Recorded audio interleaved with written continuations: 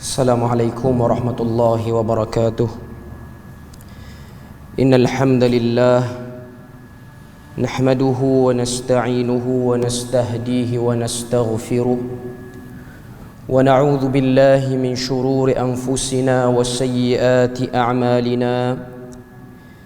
Man yahdihillahu fala mudilla lahu wa man yudlil fala hadiya lahu. أشهد أن لا إله إلا الله وحده لا شريك له وأشهد أن محمدا عبده ورسوله يا أيها الذين آمنوا اتقوا الله وقولوا قولا سديدا يصلح لكم أعمالكم ويغفر لكم ذنوبكم ومن يطع الله ورسوله فقد فاز فوزا عظيما. الحمد لله الذي بنعمته تتم الصالحات. ربنا آتنا من لدنك رحمة وهيئ لنا من أمرنا رشدا. اللهم آت نفسي تقواها وزكيها وأنت خير من زكاها أنت وليها ومولاها. Alhamdulillah, syukur pada Allah Subhanahu wa taala kerana dengan rahmat dan juga limpah kurnia Allah Subhanahu wa taala berikan kepada kita kesempatan dan juga ruang waktu. Dan pertamanya saya ucapkan terima kasih kepada pengurusi majlis selaku pengurusi masjid juga kerana menjemput dan memberi peluang kepada saya untuk menyampaikan kuliah di sini secara mingguan. Dan nama seperti mana yang sudah dimaklumkan tadi, Qarni Idrus, ataupun nama dalam IC-nya Ahmad Al-Qarni bin Idrus, mudah panggil Qarni Idrus. Baru bertugas di Perlis di Jabatan Mufti, berasal daripada Terengganu, Kemaman, Terengganu. Okay. Jadi saya mungkin menjadi ustaz yang agak lorak dia lain sikit daripada ustaz-ustaz lain kot. Sebab kita punya lorak Pantai Timur, lorak Terengganu, tapi taklah pekat sangat, still boleh faham lagi. Okay. Seperti mana yang dimaklumkan tadi, kuliah kita di sini insya-Allah akan menggunakan kitab Adabul Mufrad yang ditulis oleh Al-Amirul Mukminin fil Hadis Al-Imam Al-Bukhari rahimahullahu taala, karangan Al-Imam Al-Bukhari. Imam Bukhari yang tulis kitab Sahih Bukhari itulah. Jadi perbahasan kita ataupun kita akan guna kitab tu. Tuan-tuan boleh cari kitab tu, tapi kalau yang saya sendiri guna, saya guna yang cetakan ni, cetakan Indonesia, Al-Adabul Mufrad. Yang ni ada 2 jilid, yang ni syarah. Dia ada banyak cetakan, dia ada cetakan matan hadis sahaja, dan dia ada cetakan syarah hadis. Cuma yang lengkap saya tengoklah sepanjang saya duk tengok-tengok yang dah dicetak dalam bahasa kedua, iaitu bahasa Melayu. Cetakan yang komplit ialah cetakan daripada Indonesia. Cetakan daripada penerbitan di Malaysia ni masih belum ada yang komplit semua. Kalau ada pun ringkasan kepada Adabul Mufrad. Okay. Jadi teks kita yang itulah, ataupun kita punya bahan untuk kita bahas dalam kuliah kita ialah berkenaan ataupun kitab Al-Adabul Mufrad. Kitab Al-Adabul Mufrad ni seperti mana yang kita dengar namanya, Adab Mufrad, kitab himpunan adab-adab dan akhlak yang eksklusif. Mufrad maksudnya eksklusif. Sebab apa ada nama Mufrad, tak sebut kitab Al-Adab sahaja? Sebab para ulama ada juga tulis kitab-kitab adab, tapi dia orang tak letaklah nama Mufrad. Dia orang tulis Kitabul Adab wal Akhlaq, kebiasaannya. Okay. Sebab kata para ulama yang mengkaji metodologi penulisan Imam Bukhari ni, Imam Bukhari ni dia ada karya besar dia, iaitu Sahih Bukhari. Sahih Bukhari ni karya besar dia, dan dia merupakan kitab yang masyhur, kitab yang kita sebut, para ulama sebut as-sahhul kitabu ba'da kitabillah, kitab yang sahih selepas Al-Quran ialah Sahih Bukhari. Sebab apa dia tulis kitab Adabul Mufrad? ada perkataan mufrad, kitab adab yang khusus ataupun eksklusif. Mufrad tu maksud dia khusus, eksklusif. Sebab dalam Sahih Bukhari pun ada Kitabul Adab situ. Jadi dia tulis buku Kitabul Adab yang kedua, Adabul Mufrad ni, dia nak bezakan hadis-hadis yang ada dalam Sahih Bukhari dalam kitab adab tak sama dengan hadis-hadis yang ada dalam Adabul Mufrad ni. Sebab tu dia namakan Adabul Mufrad, kitab adab yang berbeza dengan Kitabul Adab yang ada dalam Sahih Bukhari tu. Jadi itu tujuan dia. Dia nak beza. Okay. Jadi jelas kita nampak kitab Adabul Mufrad ni dia kemudian ditulis berbanding Sahih Bukhari itu sendiri. Okay. Jadi pada malam ni sebagai mukaddimah pengenalan kita kepada Kitabul Adab, kitab Al-Adabul Mufrad ni. Pertama sekali kalau tengok kitab ni mungkin masih lagi kurang dipopularkan sebagai bahan kuliah di masjid surau, terutamanya kuliah maghrib ataupun kuliah subuh. Okay. Pertama, sebab kitab ni susah nak dapat cetakan yang baik. Itu pandangan saya lah. Okay. Dan yang kedua, kitab ni dia kurang popular syarahan dia. Dia tak macam Sahih Bukhari. Sahih Bukhari ni ramai orang syarah. Adabul Mufrad ni dia kurang orang syarah. Ada ulama yang syarah tapi tak ramai. Ulama yang syarah tu pun kebanyakannya daripada ulama di benua India. Maulana kebanyakan yang syarah. Ulama di benua Arab ni agak kurang.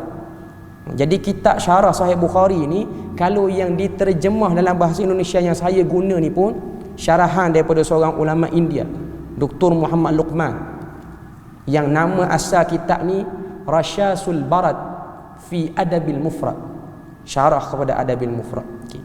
Jadi kitab ni kalau kita tengok mukaddimah yang ditulis oleh ulama-ulama yang mensyarahkan kitab ni, dia kata kitab ni kitab yang kecil dan ringkas. Tuan-tuan tengok kecil dan ringkas tebal mana? 2 jilid ni baru jilid pertama. Okay. Kecil-kecil pun, ringkas-ringkas pun dia ada 280 lebih bab. Kecil-kecil dia pun. Okay. Tak tahulah dia sebut kecil tu dia perli pada orang baca ke, wallahu alam. Okay. Cuma nak beritahu, saya buka kitab ni di Terengganu tak habis. Tu 4 tahun saya mengajar tak habis. Okay. 287 bab. Setiap satu bab tu mungkin ada 10 hadis, mungkin ada 1 hadis. Maknanya hadisnya menjangkau 500 lebih. Okay. Jadi sekadar kita nak nampak apa yang kita nak bahas ataupun kitab jenis apa yang kita nak bahas ni. Okay. Sebelum pada kita bahas, walaupun tuan-tuan mungkin dah pernah dengar benda ni, kita juga nak berkenalan dengan penulis kitab tu sendiri. Penulis kitab iaitu Imamul Bukhari. Kita selalu sebut Imam Bukhari. Kadang-kadang kita tak tahu dia punya sirah. Paling kurang kita nak baca kitab dia, kita kena kenal lah sikit siapa Imam Bukhari itu sendiri. Imam Bukhari itu nama gelaran dia. Nama betul dia ialah Muhammad bin Ismail bin Ibrahim bin Mughirah bin Bardizbah. Kita ambil 5 je. Ayah dia, toki dia, datuk dia, moyang dia, lepas tu moyang 2, 3 lagi atas dia, 5. Okay. Muhammad bin Ismail bin Ibrahim bin Mughirah bin Bardizbah. Ismail ayah, Ibrahim dia punya datuk dia, toki dia, Mughirah dia punya moyang dia, Bardizbah moyang atas pada moyang dia. Okay. 4 orang ni, 3 orang Muslim, seorang Majusi. Bardizbah tu Majusi. Jadi moyang Imam Bukhari ni seorang Majusi. Sebab dia orang kawasan Bukhara, kawasan Samarkand, kawasan Uzbek ni kawasan yang dijajah oleh Parsi dulu. Jadi memang dia orang ni kebanyakannya beragama Majusi. Siapa yang masuk Islam daripada keturunan Imam Bukhari, mula-mula masuk Islam? Mughirah, moyang dia. Mughirah ni masuk Islam di tangan wali Bukhara, gubernur Bukhara. Dia masuk Islam. Sebab zaman tu kalau pemimpin masuk Islam, rakyat akan masuk Islam lah. Macam kerajaan Melayu kita dulu jugalah. Bila mana raja masuk Islam, maka rakyat akan masuk Islam. Okay. Jadi itulah bermulanya Islamnya keluarga Imam Bukhari ni. Lepas tu keluarlah datuk dia Ibrahim, lepas tu keluarlah ayah dia Ismail. Dan Imam Bukhari ni dia membentuk jadi seorang yang hebat, orang alim. Punca dia datang daripada mana? Punca dia datang daripada ayah dia Ismail tu. Ismail ni ayah pada Imam Bukhari ni, Muhammad bin Ismail. Dia ni alim jalil. Kata ulama yang tulis tarjamah ataupun biodata Imam Bukhari ni, dia kata ayah Imam Bukhari ni antara murid kepada Imam Malik bin Anas. Murid pada Imam Malik. Sebab itulah dia membentuk anak yang hebat juga, iaitu Imam Bukhari itu sendiri. Dan Imam Bukhari ni dilahirkan sekitar tahun 194 Hijrah. Itu yang disebutkan oleh para pengkaji kitab lah, ataupun para pengkaji biodata para ulama ni. Dan Imam Bukhari melalui perjalanan panjang dalam hidup dia, sehingga kita sebut nama dia dengan penuh kemuliaan. Antara pangkat yang diberikan oleh orang dengan sebab kemuliaan dan kehebatan ilmu dia, Amirul Mukminin fil hadis. Itu pangkat dia, ketua orang-orang beriman dalam bab hadis. Pangkat paling tinggi dalam bab ilmu hadis, pangkat itulah Amirul Mukminin. Dan dia juga digelar sebagai jahabis, iaitu ulama yang arif dan sangat mendalam dalam ilmu ilal, kecacatan hadis. Dan dia ada anak-anak murid yang hebat. Antara muridnya yang hebat ialah Imam Tirmizi, Imam Muslim. Dia guru yang hebat dan dia melahirkan murid yang hebat. Cuma kita biasa dengar cerita hebat dia, kita jarang dengar cerita fitnah dia. Dia tu kena fitnah. Imam Bukhari ni dia melalui fasa-fasa yang gentir dalam hidup dia, sebelum kita sebut nama dia hari ni dengan nama Al-Amirul Mukminin fil hadis. Kalau kita tengok Imam Bukhari selama 16 tahun dia duduk di bumi Haramain, di Mekah dan Madinah, untuk dia siapkan, dia tulis apa benda ni? Kitab Sahih Bukhari. Dan sebelum pada tu saya terlupa tadi, macam mana dia boleh tulis kitab tu, kitab Sahih Bukhari ni. Ada pandangan para ulama. Pertama, dia pernah bermimpi. Mimpi dia duduk tepi Rasulullah, dia kipah Nabi. Itu sebahagian riwayat kata. Dia pergi tanya kepada guru dia Ishaq bin Rahuya, apa maksud mimpi tu? Maka kata guru dia, kamu ni akan jadi orang yang berkhidmat kepada hadis Nabi. Sebab dalam mimpi tu dia kipah. Dia kipah tuan-tuan, Nabi tak bercakap apa-apa dengan dia. Mimpi ni boleh terima lagi. Dia kalau mimpi yang tak boleh terima ni, Nabi beri dia amalan lain, Nabi nasah amalan yang dah lama waktu tak masuk. Dia kipah Nabi. Itu sebahagian riwayat. Tak semualah orang terima riwayat ni. Cuma riwayat yang masyhur ialah antara sebab dia tulis kitab Sahih Bukhari ni ialah idea daripada guru dia Ishaq bin Rahuya tu sendiri. Guru dia duduk mengajar, guru dia kata alangkah baiknya daripada kalangan kita ni ada seorang yang boleh tulis satu kitab, dalam tu hadis yang sahih terpelihara semua. Jadi dia antara orang yang menyimpan hasrat nak tulis kitab tu. Sebab tu kalau kita tengok kitab Sahih Bukhari ni dia ada nama khas dia. Kita selalu panggil Sahih Bukhari, Sahih Bukhari. Nama dia panjang, tuan-tuan. Nama dia panjang. Al-Jami' As-Sahih Al-Musnad Al-Mukhtasar min umuri Rasulillah wa sunanihi wa ayyamihi. Itu nama khas dia. Tak tahulah boleh ikut ke tak tu. Cuma nama dia panjang. Al-Jami' As-Sahih Al-Musnad Al-Mukhtasar. Itu 4 perkara penting yang ada dalam Sahih Bukhari. Pertama, kitab Sahih Bukhari ni sifat dia Al-Jami'. Al-Jami' ni maksud dia apa? Kitab hadis yang dibukukan mengikut bab-bab agama. Semua bab agama ada dalam tu. Bab iman, bab akhirat, bab fitnah akhir zaman, semua ada dalam tu. Jadi kitab hadis jenis ni dia akan dipanggil dengan Al-Jami'. Al-Jami'. Yang kedua, As-Sahih. Hadis yang ada dalam kitab Sahih Bukhari semuanya sahih. Tidak ada hadis yang tak sahih. Yang ketiga Al-Musnad. Al-Musnad ni maksudnya hadis itu sanadnya bersambung sampai kepada Nabi, daripada dia sampai ke Nabi. Dan yang keempat, Mukhtasar. Kitab Sahih Bukhari ni sifat dia ringkas. Dia tak sebut panjang. Mukhtasar pun tuan-tuan 7,000 lebih hadis. Dalam duk ringkas-ringkas pun 7,000, termasuk yang berulang. Tapi itulah usaha Imam Bukhari yang besar dalam berkhidmat ataupun dalam khidmat dia terhadap hadis Nabi sallallahu alaihi wasallam. Jadi tu cerita dia. Dia dapat idea tu, dia pun pergi ke Madinah, dia duduk lebih kurang 16 tahun. Dia tulis kitab Sahih Bukhari. Sebahagian riwayat kata dia tulis di samping makam Nabi. Dia nak letak satu-satu bab tu. Dia fikir banyak kali sehingga dia salat, dia minta hidayah daripada Allah Ta'ala. Sebab tu kalau tengok kitab Sahih Bukhari ni antara kitab yang hebat. Dia nak sama dengan Quran. Taklah kata exactly sama macam Quran. Tapi nak kata Imam Bukhari ni Allah Ta'ala beri kepada dia kecerdikan. Dia bukan bangsa Arab. Kajian terhadap kitab Sahih Bukhari ni tuan-tuan masih lagi belum habis sampai ke zaman kita ni. Kita tengok ada seorang ulama yang dah meninggal. Nama dia Maulana Zakaria Al-Khandahlawi. Orang-orang yang join tabligh, nama ni tidak asing bagi dia orang. Yang tulis kitab Fadail A'mal, yang orang duk buat tazkirah ataupun bayan apa-apa semua itulah. Okay.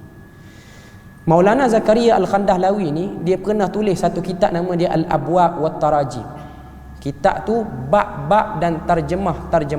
Kitab tu hanya kaji bab-bab yang ada dalam Sahih Bukhari, tak kaji hadis pun, kaji bab je. Kaji sebab apa Imam Bukhari start dengan bab ni, tutup dengan bab ni. Itu dia punya kajian ni. Maknanya baru kaji bab 8 jilid kitab tu. Tak kaji hadis lagi, tak syarah lagi hadis. Cuma nak beritahu Allah Ta'ala kurniakan kepada orang Islam ni adanya ulama-ulama yang ikhlas dan ulama-ulama yang hebat. Poin saya nak beritahu ialah benda tu. 16 tahun dia duduk di Madinah, tulis kitab Sahih Bukhari, siaplah kitab Sahih Bukhari tu, balik dia ke kampung dia. Balik dia ke Bukhara. Bila mana orang kampung dia dengar, anak jati kampung balik belajar ataupun balik duduk dalam bidang ilmu lama, balik sebagai tokoh, maka dia disambut dengan sambutan yang luar biasa. Kata Imam Az-Zahabi dalam kitab Siyar A'lam An-Nubala, orang berdiri tunggu Imam Bukhari nak sampai ke kampung, berdiri tepi jalan macam sambut raja, macam sambut pemimpin. Lebih pada satu marhalah, 60 km lebih tuan-tuan, orang duk berdiri sambut Imam Bukhari. Maknanya orang tunggu dia. Sebab ini permata kepada bumi ni. Dia balik dan dia diangkat sebagai tokoh hebat, dan akhirnya dia diberi tempat untuk mengajar di kampung dia. Sampaikan kuliah mengajar hadis. Dalam riwayat menyebutkan Imam Bukhari bila mana dia mengajar kuliah dia ramai, penuh orang. Sampai orang naik atas bumbung tempat dia mengajar dengan sebab ramainya nak dengar kuliah dia. Dan pada waktu tu Allah Ta'ala ni dia nak uji hamba dia. Pada waktu tu bermulanya fitnah golongan Mu'tazilah yang mengatakan Quran tu makhluk dah bermula. Pada waktu tu pemerintah ni terkena fitnah tu. Kerajaan yang memerintah ni kerajaan yang berfahaman Mu'tazilah. Jadi dia orang akan hantar perisik-perisik pergi dengar orang-orang agama mengajar, dia kritik fahaman agama kerajaan ke dia bersama dengan fahaman agama kerajaan. Jadi dihantar perisik-perisik itulah masuk ke kuliah orang-orang hebat ni, tanya soalan-soalan yang nak trace ustaz tu, syekh ni dia cenderung pada kumpulan mana. Jadi Imam Bukhari pada waktu tu dia juga antara yang menjadi mangsa kumpulan ni. Maknanya pemerintah hantar SB lah kita kira, masuk dalam kuliah dia, tanya satu soalan pada Imam Bukhari. Soalan dia, Quran tu makhluk ke tak? Soalan tu zaman kita ni kalau tanya tak rasa apa-apa sangat, sebab fitnah tu dah habis dah. Zaman Imam Bukhari, zaman-zaman Imam Ahmad, zaman Ali Al-Madini ni zaman-zaman yang panas, isu tu panas. Macam kita ni apa benda isu panas? Ilmu makrifat kot sekarang ni yang isu panas. Maknanya orang duk tanya ilmu makrifat, orang duk tanya martabat 7, orang duk tanya ajaran taslim, orang duk bincang benda ni. Ini isu panah. Nur Muhammad, benda-benda gitu. Orang tanya, orang nak tengok ustaz ni geng Nur Muhammad ke bukan Nur Muhammad. Jadi Imam Bukhari ni ditanya soalan tu, orang tanya pada Imam Bukhari, Quran tu makhluk ke tak? Yang tanya tu bukan jahil, tanya tu sebab nak tahu dia ni grup mana. Imam Bukhari pun jawab, Quran itu bila mana dilafazkan makhluk, tapi ia tu sendiri ialah kalamullah. Jawapan Imam Bukhari ni dia macam confused, tak boleh nak trace kumpulan mana. Biasa orang akan jawab sama ada Quran tu makhluk ataupun bukan makhluk, tapi jawapan Imam Bukhari dua-dua dia dalam tu. Dia kata Quran kalau dilafazkan makhluk, tapi Quran tu sendiri kalamullah. Kata-kata Imam Bukhari ni betul sebenarnya, tak salah kan? Betul. Okey. Tapi sebab Imam Bukhari ni dia grup ahli hadis. Ahli hadis dia ada stand yang tersendiri. Dia ada pendirian tersendiri. Kalau orang tanya ahli hadis, orang tanya ahli hadis, Quran ni makhluk ke tak? Jawab, Quran bukan makhluk, kalamullah. Titik. Jangan elaborate panjang-panjang. Banyak tu je. Tapi Imam Bukhari ni dia elaborate. Awal tu dia sebut Quran ni lafaz kalamullah, lafaz makhluk, Quran kalamullah. Jawapan Imam Bukhari memang betul. Quran ni bila mana kita baca, tuan-tuan lafazkan Quran. Alhamdulillahi Rabbil Alamin. Dengar suara satu masjid dengar. Suara saya tu makhluk. Makhluk. Okay. Tapi Alhamdulillahi Rabbil Alamin itu sendiri ialah kalamullah. Jadi SB tu pening ni geng mana? Nak report ke kerajaan pun tak erti geng mana. Diam gitu je lah. Imam Bukhari dia tak ada masalah dengan kerajaan. Dia ada masalah dengan geng-geng ahli hadis tu sendiri. Berita tu sampai kepada ahli hadis yang sama taraf dengan dia. Antara orang yang disampaikan berita tu ialah guru dia sendiri, iaitu Muhammad bin Yahya Az-Zuhli. Ni guru Imam Bukhari. Kalau kita buka kitab Sahih Bukhari, nama dia diabadikan oleh Imam Bukhari. Sanad hadis tu ada an Muhammad bin Yahya Az-Zuhli. Masa Imam Bukhari balik daripada Madinah dulu, dia antara orang yang suka tengok anak murid dia ni hebat. Dia sendiri sebut, hak yang mai belajar dengan aku ni, dia belajar juga dengan Imam Bukhari. Tiba-tiba ada orang beritahu pada dia, anak murid kamu jawab Quran tu makhluk. Suara membacakan Quran tu makhluk dan Quran tu kalamullah. Lalu tok guru dia ni, dia ada orang kata apa, stand yang tersendiri, dan dia tak suka jawapan tu. Ahli hadis tak suka jawapan tu. Dia nak tegas macam Imam Ahmad, kata Quran tu bukan makhluk. Nak tegas macam tu. Okay. Jadi pada waktu tu dia tidak lagi memuji Imam Bukhari. Tapi dia tu sendiri, dia tak pernah pergi tanya Imam Bukhari secara face to face. Sebab apa kamu jawab macam tu? Apa penjelasan kamu? Dia tak pernah sebut pun. Dia tak pernah buat pun. Tiba-tiba dia keluar kenyataan, siapa yang belajar dengan Bukhari jangan belajar dengan aku. Siapa yang nak belajar dengan aku jangan belajar dengan Bukhari. Antara yang pening pada waktu tu Imam Muslim, sebab Imam Muslim anak murid Bukhari, Imam Muslim juga anak murid dia ni. Tapi Imam Muslim dia menyebelahi Bukhari. Akhirnya apa yang dia buat? Dia kumpulkan semua hadis-hadis yang diriwayatkan daripada Muhammad bin Yahya Az-Zuhli, guru Imam Bukhari itu, yang telah kata Imam Bukhari itu Mu'tazilah. Dia kumpul semua hadis Imam Muslim, kumpul, dia bawa atas unta, dia pergi rembah depan rumah tok guru dia tu, ataupun depan rumah yang kata ke Imam Bukhari itu Mu'tazilah, Yahya Az-Zuhli itu, Muhammad bin Yahya Az-Zuhli. Dia kata, ni hadis-hadis yang aku ambil dengan kamu, aku tak mau ambil. Aku nak melazimi Bukhari je. Dia pro Bukhari. Dia pro Bukhari. Tapi Imam Bukhari tak pernah marah, tak pernah hentam pun dalam kuliah. Orang-orang lain semua hentam dia. Yang sama-sama geng semua hentam. Termasuk yang menghentam Imam Bukhari juga ialah Abu Hatim Ar-Razi dan juga Abu Zur'ah Ar-Razi. Ni dua tokoh ulama hadis. Sampai kali ni pun kalau kita buka kitab hadis, kita akan tengok dua orang ni dia akan nilai Imam Bukhari dhaif sebab jawab lagu tu. Maknanya dia orang tu terkena juga sebab dia orang duduk jauh.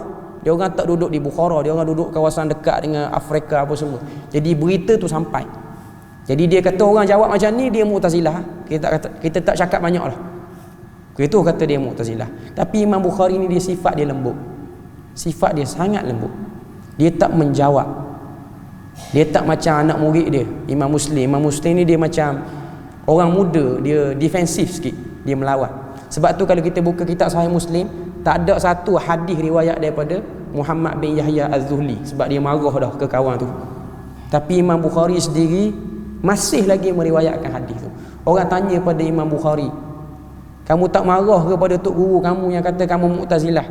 Sebab apa kamu simpan lagi hadis, letak lagi dalam Sahih Bukhari hadis dia? Imam Bukhari kata dia marah ke aku isu peribadi, tapi dalam bab dia riwayat hadis kita tahu dia perawi yang thiqah. Kita tak tolak. Ini kita kata orang yang matang dalam ilmunya, matang dalam kata apa, menghadapi isu-isu. Dia tak jadi orang yang terbawa dengan sifat marah tau. Okay. Jadi Imam Bukhari ini dituduh sebagai Mu'tazilah. Dituduh sebagai Mu'tazilah.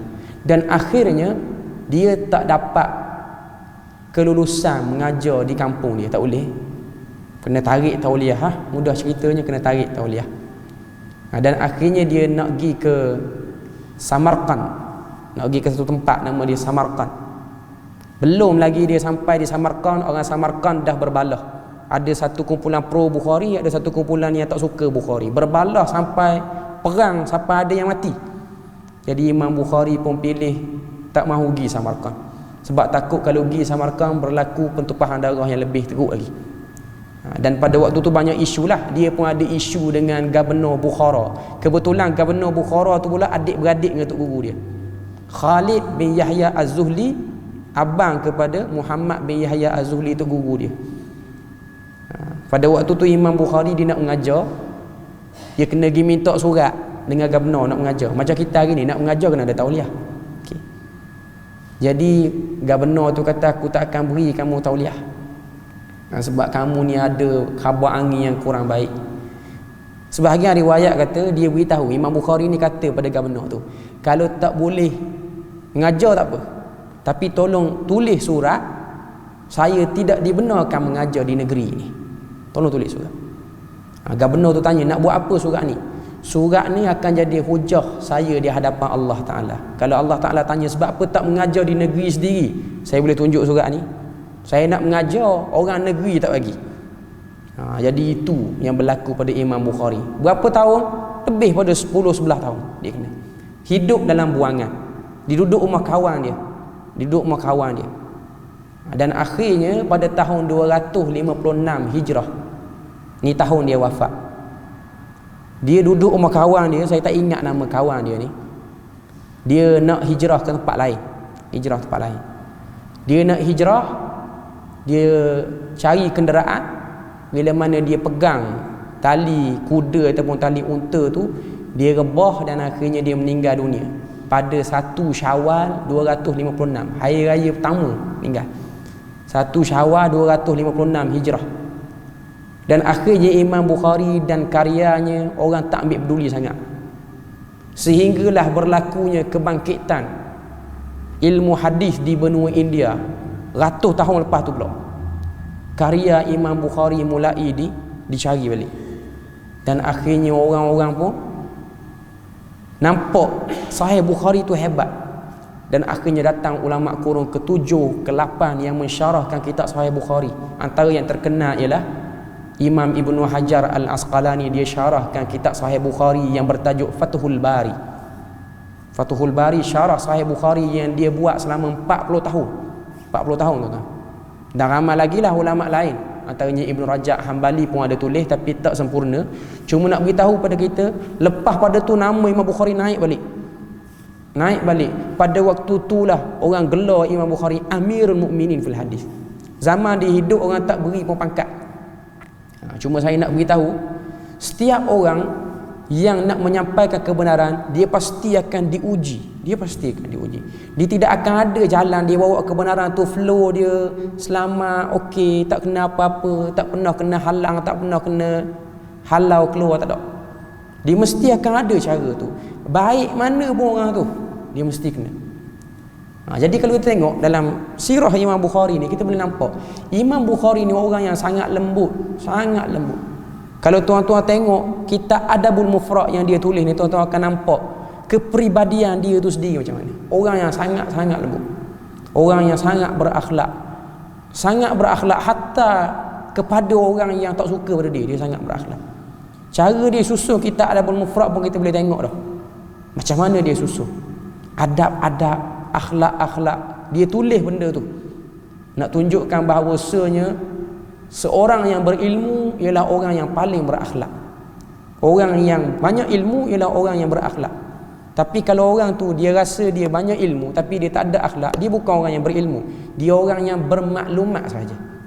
Ilmu mungkin tak ada, maklumat tu ada, tapi ilmu tak ada. Sebab ilmu ni dia datang dengan amal. Dia datang dengan amal. Dia tak datang dengan general knowledge, pengetahuan umum gitu tak. Okay. Jadi tu sedikit sebanyak untuk tuan-tuan tahu dan tuan-tuan tengok tentang diri Imam Bukhari, tuan kitab yang kita nak baca tu. Dia pernah melalui zaman-zaman genting dalam hidup. Tuan-tuan bacalah mana-mana orang yang ada sifat nak islah masyarakat, nak baiki masyarakat, pasti akan ada waktu jatuh down dia yang teruk. Kalau di Nusantara kita ni, tuan-tuan tengok Profesor Hamka, perjuangan dia. Tuan-tuan boleh baca buku dia Tasawuf Moden. Itu buku terakhir yang dia baca sebelum dia meninggal.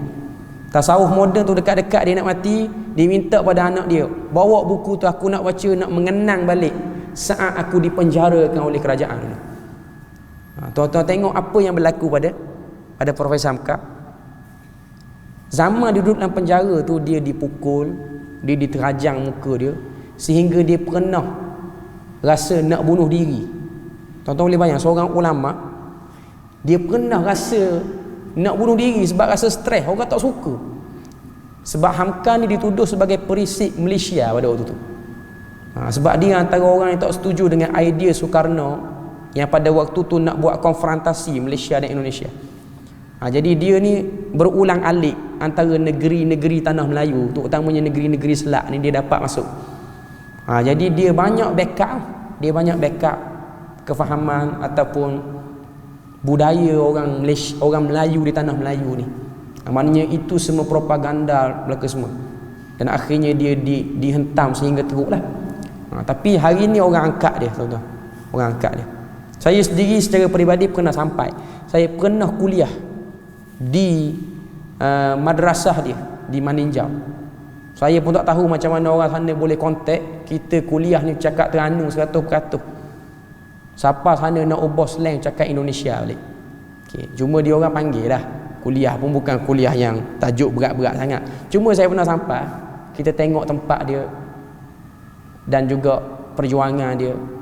Yang maknanya kalau kita tengok apa yang Hamka buat zaman dia hidup, orang tak peduli.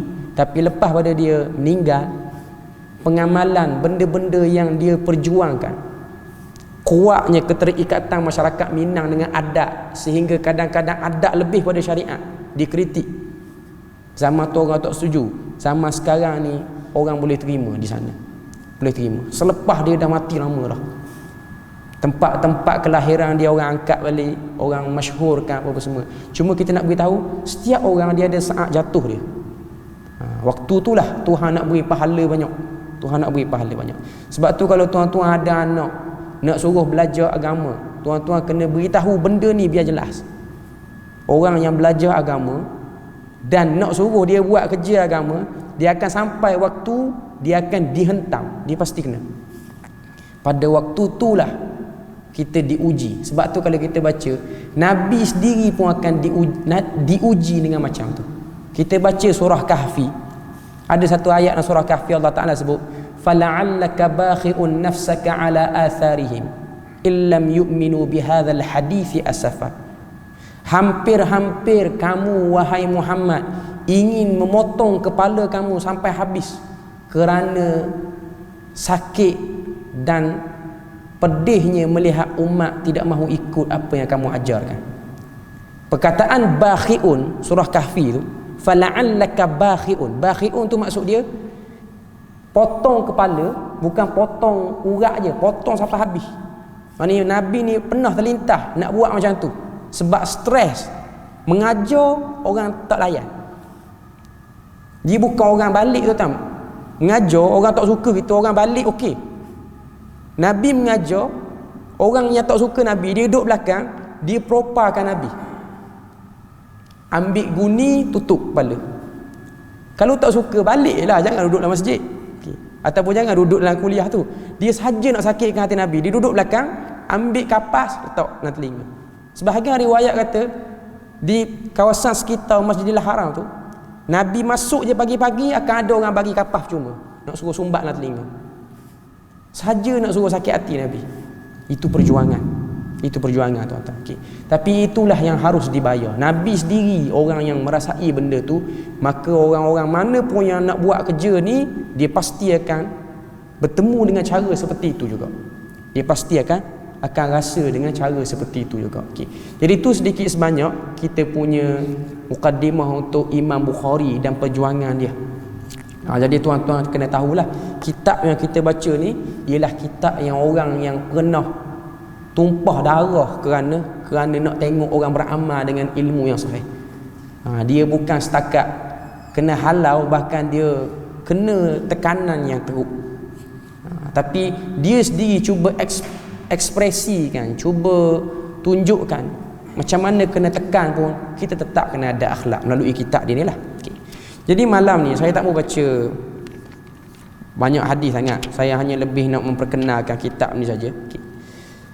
Kitab kita ni kalau kita tengok mukaddimah yang ditulis oleh Imam Bukhari itu sendiri, permulaan dia tulis tentang beberapa ayat Quran, beberapa hadis Nabi secara umum tentang akhlak dan juga contoh nak berakhlak ni kita kena tengok siapa.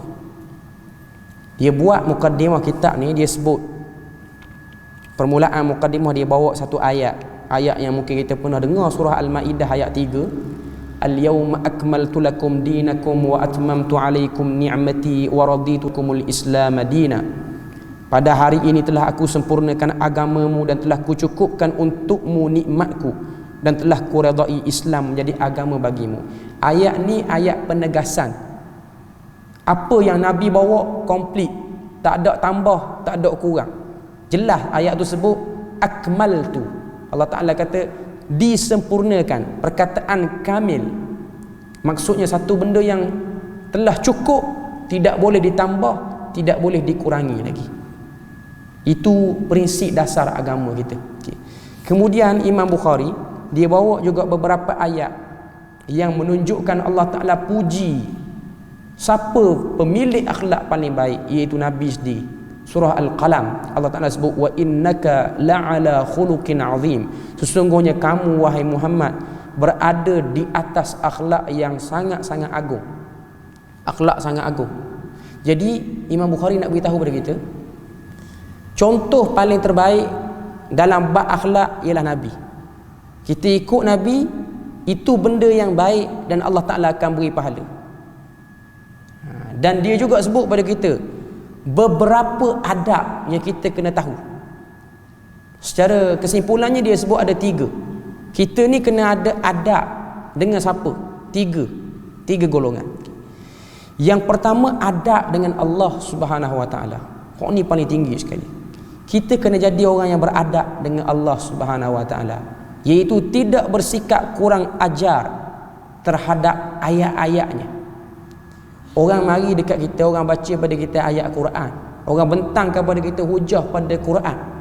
Mungkin orang tu tegur amalan kita tak betul, dia bawa Quran, bukan dia bawa kitab mengarut, dia bawa Quran. Sepatutnya kita kena ada sifat tunduk, tadarruk, tunduk. Dengar je ayat Quran tu tunduk, tak rasa tak puas hati ke, tak ada. Bukan kita cari mu ni pandai baca ayat Quran, mu pun sama kau. Kita tak cari poin macam tu. Tapi kita tunduk. Nak beritahu kepada kita, tunduk itu ialah tunduk kepada ayat Tuhan, berakhlak kepada Allah Subhanahu Wa Ta'ala.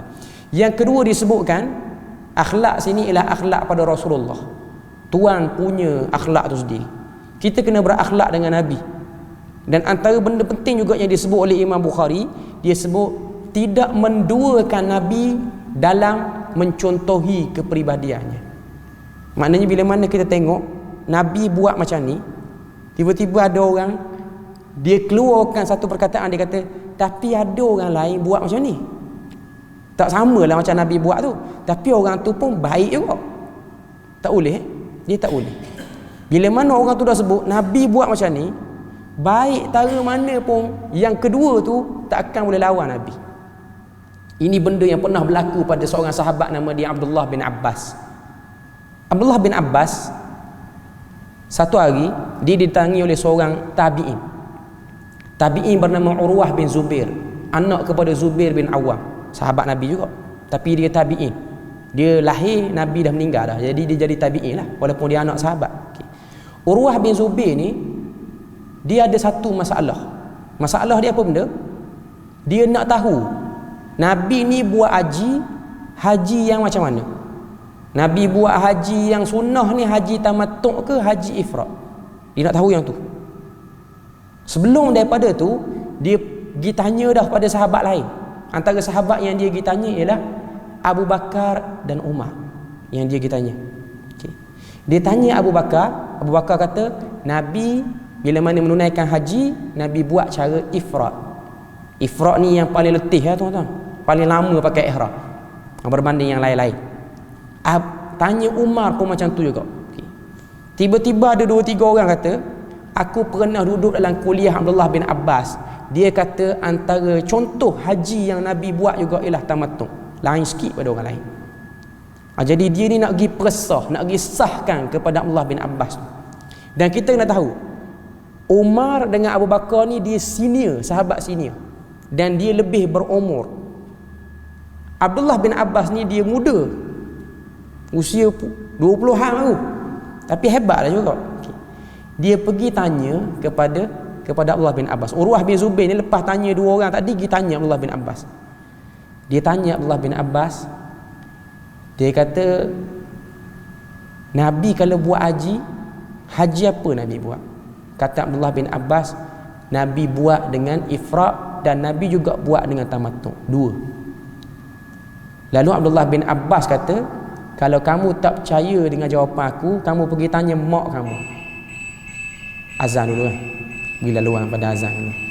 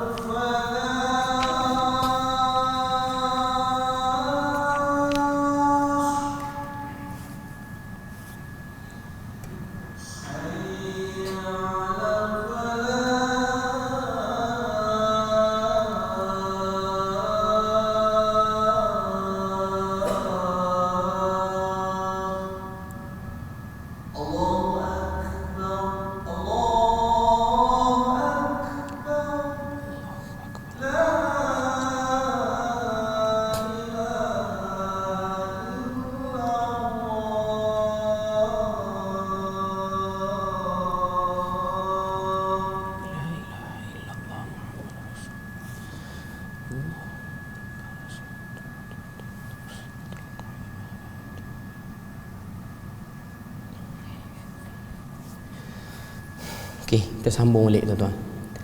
Cerita tengah sedap tadi. Kat mana cerita tadi? Dekat Urwah bin Zubair pergi tanya Abdullah bin Abbas. Pergi tanya Nabi ni kalau buat haji apa? Haji, kata Abdullah bin Abbas, haji ifrad dan juga tamattu'. Sebenarnya kalau kita tengok dalam hadis, Nabi tak pernah buat haji tamattu'. Nabi buat ifrad, cuma Nabi benarkan satu orang tu buat tamattu'. Satu orang tu buat tamattu'. Dia mai tanya soalan yang ada pada waktu tu Abdullah bin Abbas dengan Asma binti Abi Bakar. Jadi kata Abdullah bin Abbas, kalau kamu tak yakin dengan jawapan aku, balik tanya mak kamu. Mak dia tu Asma binti Abi Bakar. Suruh Urwah pergi tanya mak dia. Jadi bila mana Urwah dengar jawapan tu lain sikit pada dua orang sahabat tu. Dua orang sahabat tu kata tadi, Abu Bakar dan Umar, dan kata tadi ifrad. Maka terkeluar daripada mulut Urwah ni, tapi Abu Bakar dan Umar jawab lain, kamu jawab lain. Dan Abu Bakar dan Umar ni tua lagi pada kamu. Dia terkeluar dialog tu. Lebih senior pada kamu. Maka jawab ataupun respon Abdullah bin Abbas, dia kata hampir batu daripada langit jatuh nak menimpa kamu. Dengan sebab aku kata Nabi buat macam ni, kamu duk kata Abu Bakar dan Umar sebut macam ni. Sampai tahap tu tuan-tuan, sampai tahap tu. Tonton boleh tengok. Yang diganding tu sahabat yang hebat juga. Bukan dia ganding dengan nama Tok Guru tu. Maknanya bukanlah Urwah kata telah berkata guru sekian, tak. Yang dia ganding itu asyaratul mubasyirin fil jannah, hak yang akan masuk syurga juga tu, top 10 syurga. Bahkan salah seorangnya Nabi sebut Khalili, kekasih aku, Abu Bakar. Tapi Abdullah bin Abbas ni dia ada stand yang jelas, sahabat Nabi ni. Sebab tu kau tengok Allah Ta'ala jadikan sahabat Nabi ni sebaik-baik generasi. Sahabat Nabi ni kau tengok tuan-tuan, lepas daripada Nabi wafat, ada tak yang murtad? Tak ada. Walaupun ada para ulama yang sebut, tapi perbahasan tu tak berapa kemas sangatlah. Maknanya Allah Ta'ala jaga. Dan sahabat Nabi ni lepas pada Nabi wafat, dia tak jadi macam tak tahu nak buat apa dengan agama ni. Sebab Nabi dah didik dia orang ada pendirian yang kukuh dalam agama. Kata Abdullah bin Abbas, hampir batu daripada langit jatuh nak menimpa kamu. Bila mana aku sebut Nabi kata, kamu sebut orang lain kata lagu ni. Benda macam ni tuan-tuan hari ni berlaku dalam masyarakat kita. Bila mana ada orang mengajar ataupun ada orang tegur, Nabi buat macam ni, tiba-tiba kita pun kata tapi ustaz tu sebut lain. Kita ganding Nabi dengan ustaz, sangat-sangat tak matching gandingan tu, tak matching. Tambah pula ustaz yang sebut Nabi tu mungkin muda lagi pada ustaz yang kita duk pegang tu. Ustaz tua dah, panggil tuan guru pula. Okay. Cuma nak beritahu pada kita, itulah yang ada dalam mentaliti sebahagian orang. Dan benda tu pernah kena pada tabi'in, bukan orang biasa. Benda ni tuan-tuan boleh tengok riwayat ni dalam kitab Fathul Majid dia sebut. Maknanya riwayat ni agak terkenal lah, riwayat terkenal. Okay. Jadi itu juga nak sebut pada kita akhlak kita dengan Nabi. Kita jangan nampak akhlak dengan Nabi ni hanya pada memuliakan kesan peninggalan Nabi. Akhlak kita dengan Nabi ialah memuliakan ajaran dia. Sebab Nabi ni dia nak tengok umat ikut ajaran dia. Sebab Nabi dia bukan nak tengok umat berpakaian cara dia berpakaian sahaja. Nabi nak tengok umat berfahaman terhadap agama macam dia faham kot. Itu yang Nabi nak. Sebab tu Nabi sebut dalam hadis, Nabi kata tarakakum alal bayda, aku tinggalkan kamu di atas cahaya yang terang benderang, iaitu sunnah Nabi. Lailuha kanahariha, cahaya sunnah ni diumpamakan cahaya yang terang. Kalau letak pada waktu malam, malam tu cerah macam siang. Nak beritahu cahaya sunnah tu hebat. Lalu Nabi sebutlah hadis tu, Nabi kata la yaziru anha illa halik, tidak ada yang nak lari pada cahaya tu melainkan orang yang nak mencelakakan dirinya saja. Itu saja. Bila mana orang dah sebut hadis Nabi, orang dapat buktikan Nabi sebut macam ni, perbahasan kita dah boleh titik dah. Atas nama akhlak, bukan atas kita malah nak berbalah dengan orang yang bawa tu, tapi atas nama akhlak. Atas nama akhlak, akhlak pada Rasul. Okay. Dan yang ketiga yang disebutkan oleh Imam Bukhari, yang juga menjadi isi penting dalam kitab Adabul Mufrad ni ialah adab sesama makhluk. Kita yang muda dengan yang tua, ayah dengan anak, anak dengan ibu bapanya, suami dan isteri. Hak tu yang paling banyak yang akan disebut oleh Imam Bukhari dalam kitab Adabul Mufrad tu sendiri. Cuma dia tekan dua perkara dalam mukaddimah dia, adab kepada Allah Sang Pencipta, Tuhan yang disembah, dan juga adab kepada Rasul, iaitu orang yang membawa wahyu. Adab kepada Rasul sebagai orang yang bawa wahyu, kita kena hormat, dan adab sesama makhluk itu. Jadi itu sedikit sebanyak berkenaan dengan mukaddimah yang disebutkan oleh para ulama daripada pembukaan kitab Adabul Mufrad tu. Jadi saya memang berhajat nak sebut benda-benda tu saja pada malam ni. Kita tak mau masuk bab pertama lagi. Kita lebih pada mukaddimah. Hari Khamis minggu depan baru kita masuk bab pertama. Bab pertama daripada kitab Adabul Mufrad ni ialah berkenaan dengan berbuat baik kepada mak dan ayah. First bab pertama. Bab pertama. Jadi ini antara bab-bab yang menarik lah. Semua menarik dah ke? Cuma nak beritahu pada kita, ada sebab. Nanti kita akan bahas sebab apa Imam Bukhari diletak bab buat baik pada mak ayah dulu. Dia akhirkan istighfar. Bab istighfar duduk bab akhir sekali. Dia ada sebab. Imam Bukhari dia tak buat saja-saja. Dia ada sebab. Itu lebihnya Imam Bukhari. Yang ni kalau kita nak tahu lebih, kena belajar manahij muhaddisin, metodologi para ulama hadis. Dia letak bab, tak letak saja-saja. Dia bukan petang-petang sambil-sambil minum air rasa nak letak bab ni tak. Ada sebab dan ada hubung kait antara sebab-sebab tu. Jadi itulah sedikit sebanyak kita punya perbahasan pada malam ni sebagai pengenalan ataupun mukaddimah. Jadi setakat tu saja kuliah kita pada malam ni. Ada soalan ke? Saya buka kepada mana-mana yang nak bertanya, kalau ada.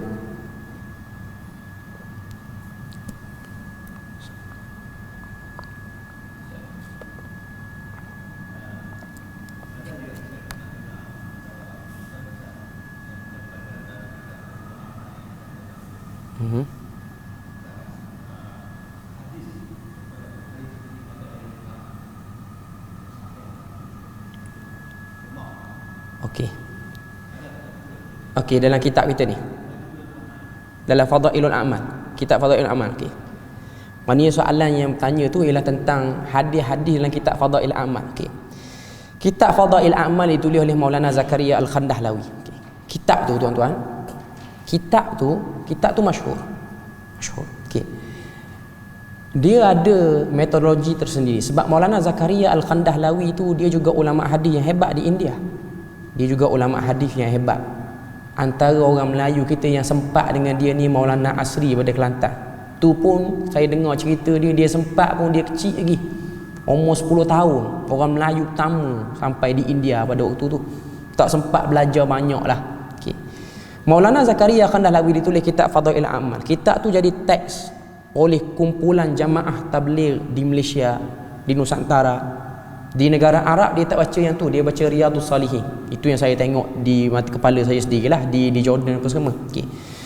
Orang selalu duk sebut dalam kitab Fadailul A'mal ni ada hadis-hadis maudhu', dhaif, bahkan hadis-hadis tu berat sangatlah kedhaifan dia. Maudhu' tu hadis palsu lah. Betul tak dakwaan tu? Dakwaan tu betul, dan orang yang buat kajian pun memang sebut benda tu. Tuan-tuan nak tahu siapa yang buat kajian dalam negeri ni sendiri, Dr. Fathul Bari tu tesis PhD dia ialah berkenaan tu. Memang dia pergi cek sendiri dengan bimbingan Profesor Dr. Abu Laith daripada UIA yang juga orang India. Tapi kita kena tahu dia ada dua bahagian. Kalau kita baca kitab Fadailul A'mal ni ada dua bahagian. Satu hadis bab, satu hadis syarah kepada bab tu. Hadis bab majoriti 80% hadis tu sahih, paling kurang hasan. Jadi kalau orang baca kitab Fadailul A'mal, dia baca hadis yang nombor 1, bab sedekah. Hadis apa? Nombor 1, itu dipanggil hadis bab. Hadis tu majoriti 80%, taklah semua, 80% apa yang saya dengar lah sahih, paling kurang hasan. Maknanya boleh beramal. Yang jadi masalah hadis syarah kepada bab tu. Sebab tu kita akan tengok cerita-cerita yang agak melampau, kita akan jumpa pada syarah bab. Okay. Jadi orang yang nak baca fadail amal, dia kena tahulah mana hadis syarah, mana hadis bab.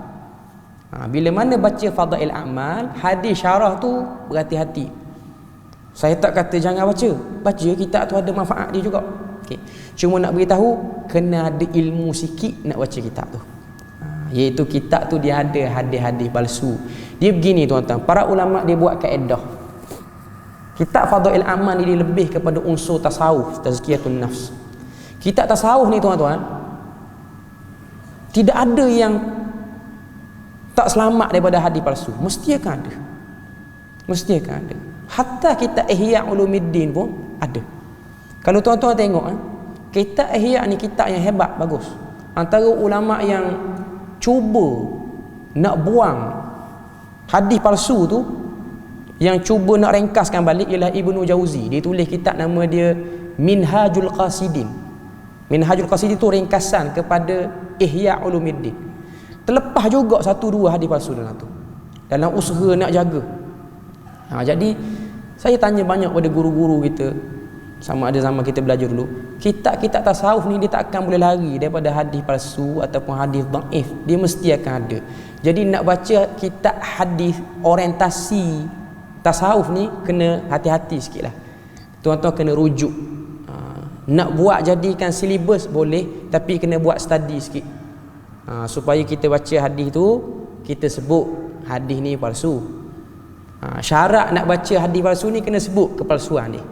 Kalau kita tak sebut kepalsuan dia, sebahagian ulama mengatakan perbuatan tu berdosa, sebab orang sangka hadis tapi dia palsu. Meriwayatkan hadis palsu ni kena sebut kepalsuan dia. Itulah yang saya dapat daripada Syuaib Al-Arnaud, seorang tokoh hadis di Jordan, rahimahullah ta'ala, dah meninggal dunia pun. Maknanya dakwaan tu memang betul adalah, tapi hanya pada syarah saja, tidak pada bab. Wallahu a'lam. Ada soalan lain? Tak ada. Okey, next week lah akan datang kan. Jadi setakat itu saja. Subhanakallahumma wa bihamdik, asyhadu an la ilaha illa anta wa astaghfiruka wa atubu ilaik. Wassalamualaikum warahmatullahi wabarakatuh.